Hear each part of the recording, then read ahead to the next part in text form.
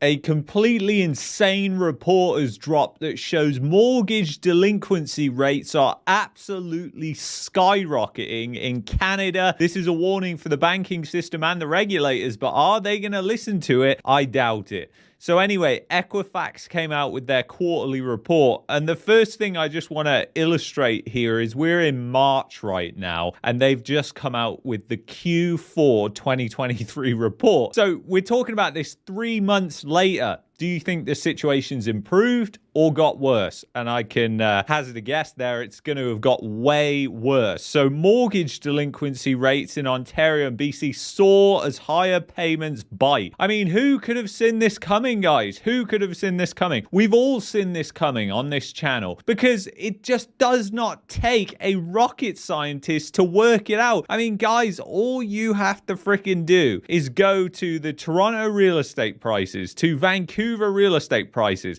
and look at how ridiculous they've got. And you know what? A lot of people will say, oh, Luke, it's all money laundering, and that's definitely a component that doesn't help. But the reality is, it doesn't matter if it's money laundering or whatever it is, because it's mostly debt fueled. It's fueled by debt. It's not fueled by people buying in cash. And that is the concerning thing right now. So like all bubbles. So let's get into the data and see what they're saying, because it is going to shock you guys, the rate of increase that we're seeing here. So more Canadians beginning to crack under the pressure of increased mortgage payments. New data from Equifax showed today. Mortgage delinquency rates were up more than 50% at the end of last year from the year before, with 2 provinces leading the way, says the Equifax Canada Credit Trends report for Q4. In Ontario and British Columbia, the country's most expensive housing markets, delinquency rates soared 135.2% and 62% respectively, rising above pre-pandemic levels. And do you think they're going to stop there, guys?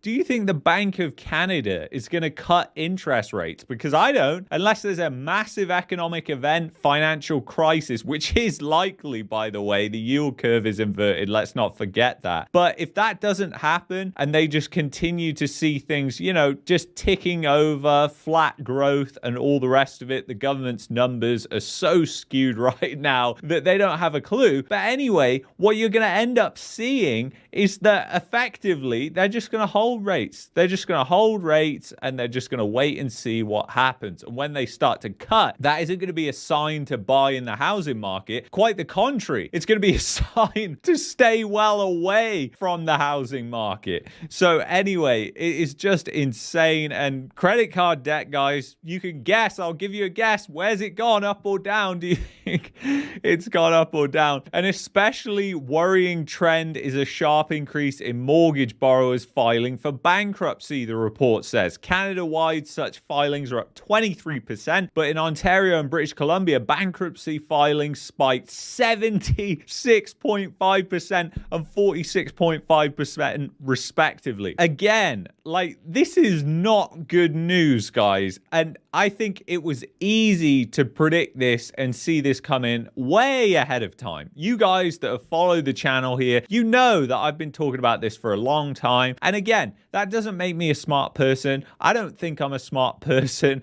I don't think I'm an oracle and can predict the future. It's just simple logic when you look at the amount of debt in this country and you look at where interest rates have gone. I think a 10-year-old could have worked it out better, but the government and the regulators, they are still asleep at the wheel as we have a lot of dodgy mortgages in the banking system and all the rest of it. So with the prospect of renewing mortgages at substantially higher rates than current ones, consumers who locked in historically low interest rates in 2020, remember that, guys? Historically low interest rates. This is a great time to get into debt. Fantastic. And now look at where we are right now. And you've still got idiot, absolute morons out there that are saying, you know what, interest rates are going to come down and there's just going to be this buying frenzy again. And if that happens again, you're likely going to see interest rates going up, because if there is a boom in the housing market, it's going to be some sort of artificial boom in the economy that is going to have to bring it there, and not just that interest rates have come down, because it's the complete opposite that usually happens. Equifax says anyone who renewed their mortgage in the fourth quarter of 2023 saw their payments increase on average by nearly $500, $457, with hikes of $680 and more in Ontario and BC. Again, not a surprise considering home values, although certain cities like Calgary, they are working hard to try and catch up with those prices. I mean, talk about a race to the bottom anyway. Non-mortgage debt is also climbing at 4.1% in the fourth quarter, mostly driven by credit cards, but that doesn't mean Canadians are spending more, quite the opposite. Credit card balances that were being driven by a rise in consumer spending are now being driven by reduced payment levels instead. It's not that the balances actually increase, guys. It's that people aren't paying them down. Yet again, another sign of distress. We've got Canadians that can't afford to eat. We've got the debt crisis that is going on in this country. And if you stay, shortly, we're going to go through how the living standards are collapsing in this country, which I think we can all agree on, unless you drive around with your eyes closed, at which point, you know, how have you not had an accident?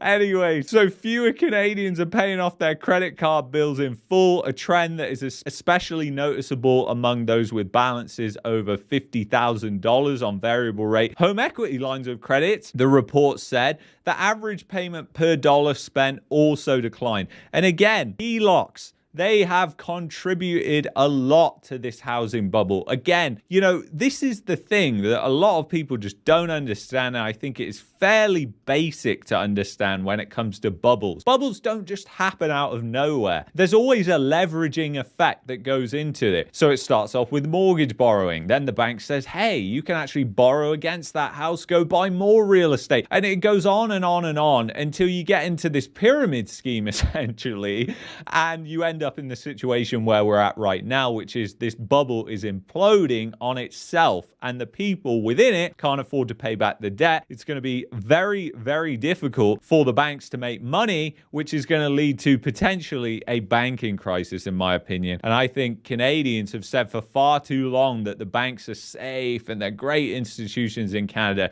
I think it's quite the opposite. Think about what the banks represent in Canada. They represent the consumer that is able to pay back the debt that they borrowed. And at this current point in time, has there ever been a point where it looks more likely than ever that they will not pay that money back? So anyway, absolutely insane. So over 153,000 more consumers missed payments on credit products, which is also above pre-pandemic levels. Auto loans and unsecured lines of credit are also showing rising arrears levels. So again, this is just absolutely crazy, guys, what is happening. And you're not going to believe this as well, because I really think this is worth just looking into slightly, which is something that we've been talking about. Thank you, Terry, for sending this to me. So the growth crisis deepens. The latest figures from Statistics Canada confirm that Canada suffered yet another decline in GDP per capita in the fourth quarter of 2023, the fifth decline in the past 6 quarters, the worst sustained drop in more than 30 years. Per capita GDP, after adjusting for inflation, is now below where it was in the fourth quarter of 2014, 9 years ago, guys. Think about that. That is insane. We're just erasing so much of the growth, especially shared prosperity in the economy. And you know what, guys? A lot of people don't understand this either. When you're talking about GDP per capita, how much of that GDP per capita is actually held by like oligarchs, politicians, politicians, people way up the top 10% essentially of earners in the economy. So the people who are lower down, they're seeing their living standards just plummet, just absolutely fall through the floor. And this report gets really concerning because it also says how Canada is essentially going to become a third world country, which is essentially what I've been saying on this channel for a couple of years now. And people probably think that I'm joking or I'm fear-mongering when I'm saying that. And I'm really not. More to the point, the economy is growing slower than the population, which is why GDP per capita is now falling. And it's per capita GDP that really counts as far as living standards are concerned. But we're not anymore. As of 2022, we were 15th over the 40 odd years in between. Canada's per capita GDP grew more slowly than that of 22 other OECD members, countries that used to be poorer than us. Ireland, the Netherlands, Austria, Sweden, Iceland, Australia, Germany, Belgium, Finland are now richer than we are. And then if you look at this chart, really shocking chart. Like, we've never been at levels like this. 73.3%. This is GDP per capita Canada as a percentage of the US. And you can see how the US is just leaving us behind completely as living standards just absolutely plummet here. So it is really crazy. And then he also says, and over the next 40 years, you may recall that arresting chart in the 2022 budget projecting Canada would have the slowest growth in per capita GDP among OECD countries out to 2060. Yes, I said 2060. So a long time away from now. So that is essentially a depression, in my opinion. What is essentially being described here is essentially a depression. And how have we got to this state of affairs? Well, Canada has the highest household debt to income, second highest in the world. Only Norway is behind it. And when you look at debt to GDP on a chart, it just doesn't look pretty when you peaked out like this, like the US did. And you know what? A lot of this, again, comes down to this, guys. It comes down to the real estate bubble. And the real estate bubble, unfortunately, has not been a productive investment of dollars. You know, you haven't seen new businesses that have been growing that are productive for the economy, that create more goods and services. You've seen more and more people rushing into this housing pyramid scheme in order to chase the dollars, to chase the increase in prices. And essentially, all that is speculation. If you're betting on future price growth of a stock, a house, whatever it is, you are speculating. Whether you live in it or rent it out, it really doesn't matter. If you're banking on that future price growth and it doesn't come, you're in serious trouble. And that's essentially what we've had happen. I mean, if you look at the residential average price for the Greater Toronto Area, you can see we had that spike in the spring of last year. We're seeing nothing like that right now. We're actually seeing the opposite. And you know, February posted a 0.1% increase in Toronto, guys. And we'll get into that in another video. But it just goes to show